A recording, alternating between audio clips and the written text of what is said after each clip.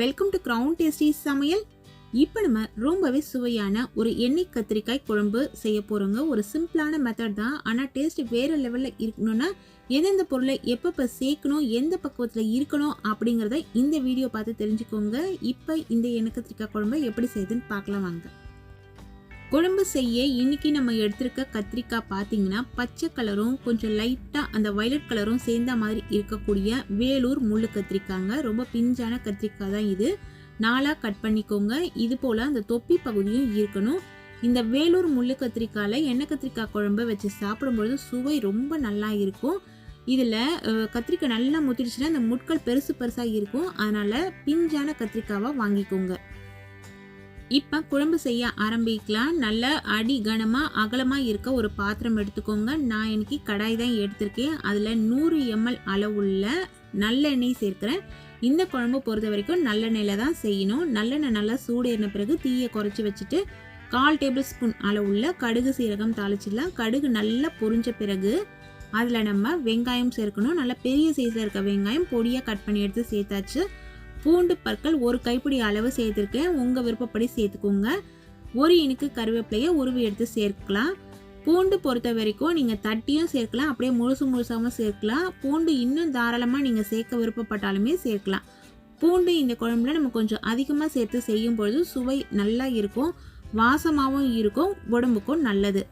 இது போல் நல்லாவே வதக்கி விட்டுக்கணும். கலர் லைட்டாக நமக்கு சேஞ்ச் ஆகணும். இந்த சமயத்தில் தக்காளி விழுது சேர்த்துக்கலாம். நல்ல புளிப்பாக இருக்க தக்காளி 2 பெரிய சைஸில் இருக்க தக்காளி நல்லா மிக்ஸி ஜாரில் மைய அரைச்சிட்டு சேர்த்துக்கோங்க.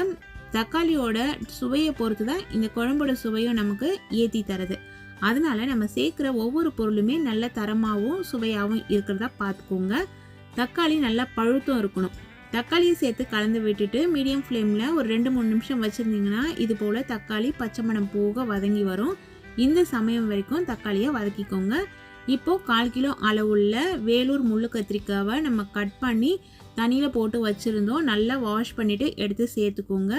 சேர்த்துட்டு நல்லாவே நம்ம கலந்து விட்டுடலாம். இந்த தக்காளியிலேயே இந்த கத்திரிக்காய் நல்லா நமக்கு வதங்கணும். அதனால் மிதமான தீலையும் லோ ஃப்ளேம்லேயும் மாற்றி மாற்றி தட்டு போட்டு மூடி வச்சு கலந்து விட்டு இந்த கத்திரிக்காய் நல்லா சுருங்குற வரைக்கும் வேக வச்சுக்கோங்க. கத்திரிக்காயை எந்த அளவு நம்ம வதக்குறோமோ அதுக்கேற்ற மாதிரி குழம்போட சுவை கூடுதலாக இருக்குங்க. ஆனால் கத்திரிக்காய் குழையக்கூடாது. நீங்கள் கலந்து விடும்பொழுது லைட்டாக திருப்பி விட்டு கத்திரிக்காய் வதங்குற வரைக்கும் வதக்கிக்கோங்க. இது போல் ஒரு ஸ்டேஜ் வந்த பிறகு இதில் 1/4 டேபிள் ஸ்பூன் அளவுள்ள மஞ்சள் தூள், குழம்பு மிளகாய் தூள் 3 டேபிள் ஸ்பூன் அளவு சேர்த்துக்கலாம். நீங்கள் உங்களோட காரத்துக்கு ஏற்ற மாதிரி மிளகாய் தூளோட அளவு பார்த்து அட்ஜஸ்ட் பண்ணிக்கோங்க. தனியாத்தூள் 1 டேபிள் ஸ்பூன் அளவு சேர்க்கிறேன். நல்ல கலர் வேணும் அப்படின்றதுக்காக காஷ்மீரி மிளகாய் தூள் 1 டேபிள் ஸ்பூன் சேர்த்துட்டு கல்லுப்பு சேர்க்கிறேன். நான் 1/2 டேபிள் ஸ்பூன் அளவு சேர்க்கிறேன். தூளுப்பு சேர்க்குற மாதிரி இருந்தாலோ இல்லை உப்போட அளவு உங்களோட சுவைக்கு ஏற்ற மாதிரி நீங்கள் கூட குறைய சேர்த்துக்கோங்க. முதல்ல நம்ம குறைவாக சேர்த்தா கூட பரவாயில்லை, அதுக்கப்புறமா தேவைப்பட்டதுன்னா சேர்த்துக்கலாம். முதல்லையே சேர்க்கும்பொழுது உப்பை தாராளமாக சேர்த்துறாதீங்க.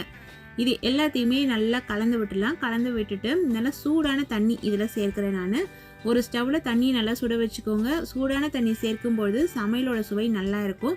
ஒரு சமையல் நம்ம செஞ்சுக்கிட்டே இருக்கோம், நடுவில் தண்ணி தேவைப்படுது அப்படின்ற பட்சத்தில் நீங்கள் ரூம் டெம்பரேச்சரில் இருக்க தண்ணியை சேர்க்காதீங்க, சுடு தண்ணியை சேருங்க. சேர்த்து நல்லா கலந்து விட்டுட்டு திரும்பவும் இதை நல்லா வேக விடணும். அப்போ தான் உப்பு காரம் எல்லாமே இந்த கத்திரிக்காயில் நல்லா ஊறி இருக்குங்க. இந்த குழம்பு பொறுத்த வரைக்கும் நம்ம மதியம் சாப்பிட போகிறோன்னா நீங்கள் காலையிலேயே சமைச்சு வச்சிட்டிங்கன்னா நல்லா ஊறி இருக்கும். இந்த குழம்புன்னு இல்லை, பொதுவாக எண்ணெய் கத்திரிக்காய் குழம்பு இது போல் குழம்பு வகைகள்லாம் செய்யும் பொழுது அந்த குழம்பு ஊறிச்சுனா தான் உங்களுக்கு சுவையை நல்லா தூக்கி கொடுக்கும். நீங்கள் நைட்டு சாப்பிட போகிறீங்கன்னா மத்தியானம் சமைச்சு வச்சுருங்க. எண்ணெய் நல்லா பிரிஞ்சு வருது பாருங்கள். இந்த ஸ்டேஜ் வரைக்கும் நம்ம நல்லாவே இதை வேக வச்சுக்கலாம்.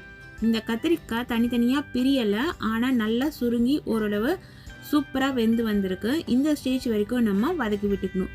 இப்போது இதில் பெரிய நெல்லிக்காய் அளவுள்ள புளியை கரைச்சி புளி தண்ணியை நான் சேர்க்குறேன். தக்காளி நல்ல புளிப்பான தக்காளி, அதனால் நெல்லிக்காய் அளவுள்ள புளி நான் சேர்த்துருக்கேன். புளி பார்த்தீங்கன்னா ஒரு மிதமான புளிப்பில் இருக்கும்.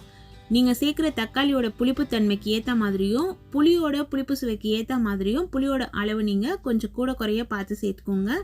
உப்பு கொஞ்சம் குறைவாக இருந்தது, 1/4 டேபிள் ஸ்பூன் அளவுள்ள உப்பு சேர்த்தேன். இந்த ஸ்டேஜில் கண்டிப்பாக 1 டேபிள் ஸ்பூன் அளவுள்ள பொடிச்ச வெல்லம் சேர்த்துக்கோங்க, அப்படி இல்லைன்னா நாட்டு சர்க்கரை சேர்த்துக்கோங்க. இதை சேர்த்து செய்யறதுனால இந்த குழம்புல சுவை நல்ல தூக்கலாக இருக்கும். எப்படின்னு பார்த்தீங்கன்னா, இந்த இனிப்பு, இதில் சேர்த்துருக்க காரம், புளிப்பு, உப்பு இது எல்லாத்தையுமே பேலன்ஸ் பண்ணி அந்த டேஸ்ட்டை என்ஹான்ஸ் பண்ணி தரும். அதனால் கண்டிப்பாக வெல்லமோ இல்லை நாட்டு சர்க்கரையோ சேர்க்க மறக்காதீங்க. ஆல்மோஸ்ட் குழம்பு ரெடியாகி வந்துட்டுருக்கு. இந்த சமயத்தில் லாஸ்ட்டில் நம்ம 1 டேபிள் ஸ்பூன் அளவுள்ள நெய் சேர்த்துக்கலாம். எண்ணெய்லாம் நல்லா பிரிஞ்சு வர அந்த சமயத்தில் நெய் சேர்த்து கலந்து விட்டு ஸ்டவ்வை சுவிட்ச் ஆஃப் பண்ணிவிட்டு குழம்பை இறக்கிடுங்க. இறக்கிட்டு நல்லா ஊறின பிறகு சூடான சாதத்தில் இந்த குழம்பை சேர்த்து பிசைஞ்சு சாப்பிட்டு பாருங்களேன். டேஸ்ட் வேறு லெவலில் இருக்குங்க. இது போல் எண்ணெய் பிரிஞ்சு வரணும், அது வரைக்கும் நம்ம வெயிட் பண்ணணும். அப்போ தான் குழம்பு 2 நாள் இல்லை 3 நாள் வச்சு சாப்பிட்றது கூட நல்லா சுவையாக இருக்கும்.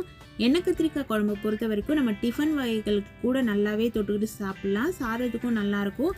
பழைய சாதத்துக்கு இந்த கத்திரிக்காயோட இந்த குழம்பை சேர்த்து சாப்பிடும்போதும் டேஸ்ட் அட்டகாசமாக இருக்குங்க. நீங்களும் இந்த ரெசிபியை உங்கள் வீட்டில் செஞ்சு சாப்பிட்டு என்ஜாய் பண்ணுங்கள். Thank you friends.